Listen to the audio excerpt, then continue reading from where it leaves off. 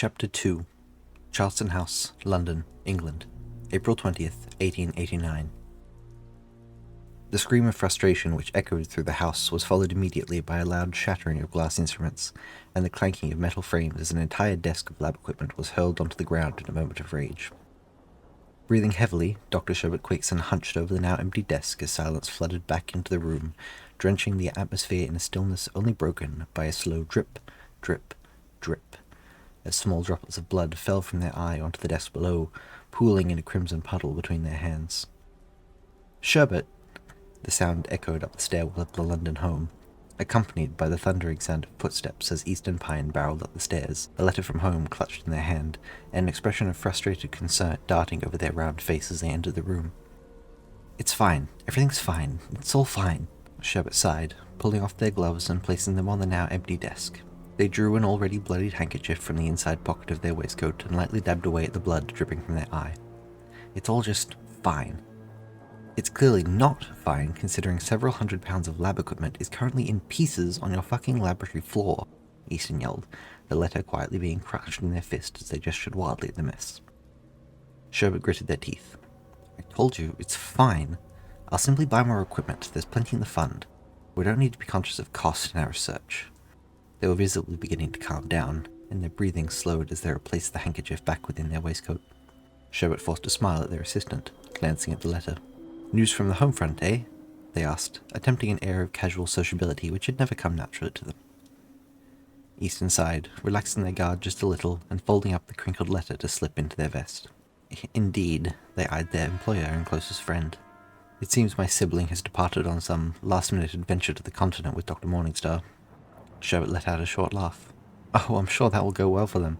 I must admit, as pleasant as Ray is, and as much as I may care for him as my oldest friend, he is still wildly misguided in this search of his.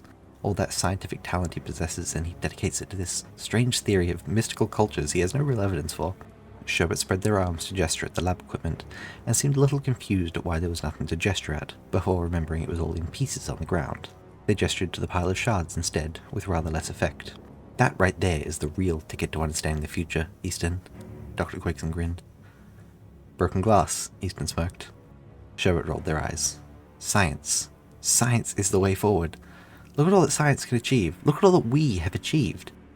"I'm looking," Easton shrugged, placing their hands behind their back. "We have achieved a handful of glass, and a liquid that's currently eating away at your carpet." "We have..." Sherbet paused. "We have what?" They wheeled around. Shit. The chemist hastily threw a beaker of water onto the equipment, sending up a puff of steam. They turned back around. "We have a lead, Easton. On a cure for this, at the very least." Dr. Quakeson gestured at their one brown eye, where more blood was pooling in their tear duct. "Perhaps a cure for more. For the myriad of diseases that are plaguing this godforsaken city." They pointed outside the window at the foggy, grimy streets below. Easton nodded, sighing. "If you say so, although I wouldn't go putting anything eating the carpet into your eyes. Speaking of which, do you maybe want to crack open a window and let some of this godforsaken city's air in? The place reeks of chemicals." They strode across and threw open the shutters, letting the grey, natural light pour into the room before pushing open the glass. The smell of industrial smog wasn't exactly what one would call pleasant, but it was nicer than the thick chemical scent of Sherbet's experiments. "I'm serious, Easton. We're doing a greater good here. I hope." Dr. Quakeson began pacing up and down beside the desk. "We'll need new supplies, I suppose, won't we? Start writing a list." "Write your own goddamn list." Sherbet scoffed. "What the hell am I paying you for?" "Whatever it is, you're not paying me enough for it," Easton muttered, flopping down into a large, elegant armchair beside a bookshelf. "So, new supplies?" The scientist nodded. "We'll need to get back in touch with David to find some more natural compounds. A full restocking, and perhaps some new ones.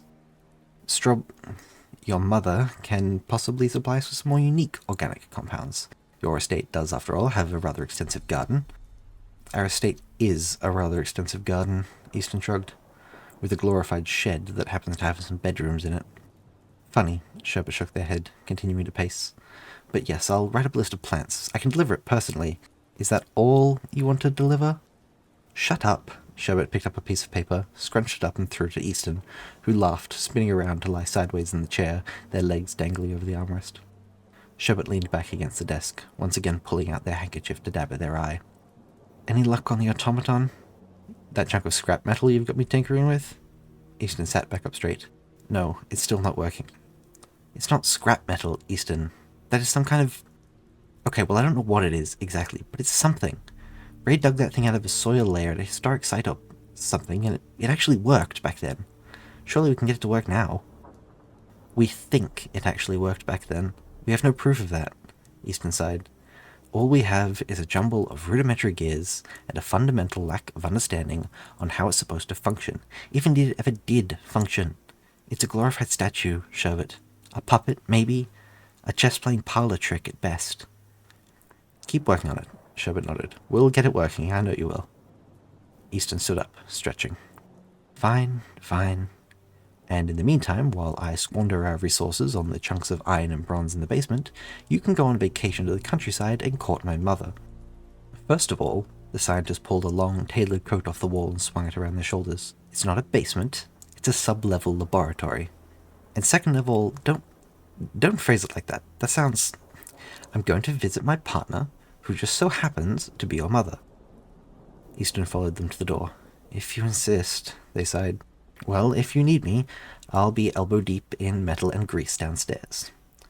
Excellent. Sherbet walked with them down the stairs of the townhouse to the front door. Try not to burn down the house while I'm away. Again? Easton feigned a look of offence. Me? Setting fire to things? Sherbet, my dear, closest friend and associate, I am offended. I'm sure you are. Sherbet pulled a purple plaid cap off the coat stand. I'll call myself a carriage, don't worry yourself about it. I wasn't planning to, Easton yelled from the stairs to the underground lab. Sherbet sighed, stepping outside onto the grimy London street and hailing for a cab. No, I know you weren't, they grumbled. Dr. Quayton stepped into the horse-drawn carriage, gave the direction to the driver, and pulled off into the streets of London.